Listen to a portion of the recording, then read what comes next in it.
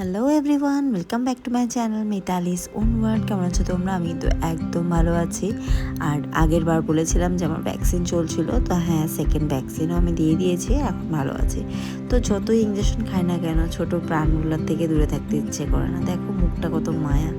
তাই ওকে নিয়ে বসেছিলাম কিছুক্ষণ, আর তোমাদের সাথে কিছু শেয়ার করছি আমার খাওয়া দাওয়া। কারণ তোমরা জানো যে আমি ফিটনেস ক্লাস চালাই, তো আমি খাওয়া দাওয়াটা একটু বুঝে শুনেই খাই।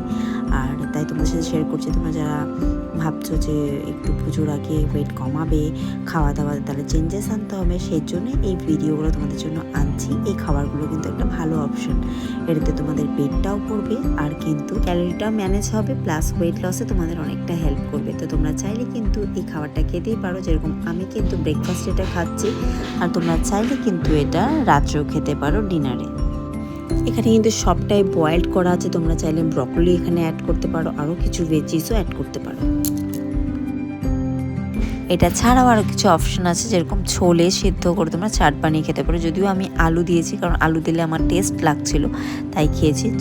ছেলে তো এসব খাবে না, তাই ওদেরকে আমি, ছেলেকে আর হাজব্যান্ডকে আমি ম্যাগি দিয়ে সবজি খাওয়াবার চেষ্টা করেছি। আর একটা ব্যাপার যেটা দেখো, আমার রান্নাঘরের অবস্থা, আমি এটাকে মডিউলার করব, সেজন্য বাড়িতে বেদম পরিমাণে কাজ চলছে, সেইভাবে আমি ভিডিওস বানাতে পারছি না। এইভাবে যাযাবরের মতো আমি রান্না করছি।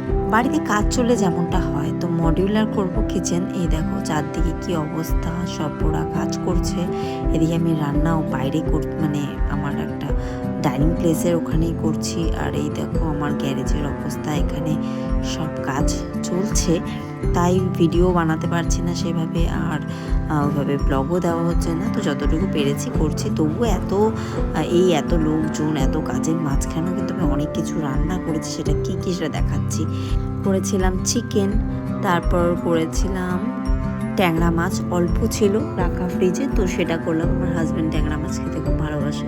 এর সাথে করলাম আর মাছ, আর করেছিলাম চিতল মাছের ঝোল। চিতল মাছ কিন্তু আমার ছেলে ভীষণ প্রিয় মাছ, তো ওটাও করেছিলাম। অনেকই মাছেরই আইটেম, সব অনেকগুলো মাছের আইটেম করেছিলাম।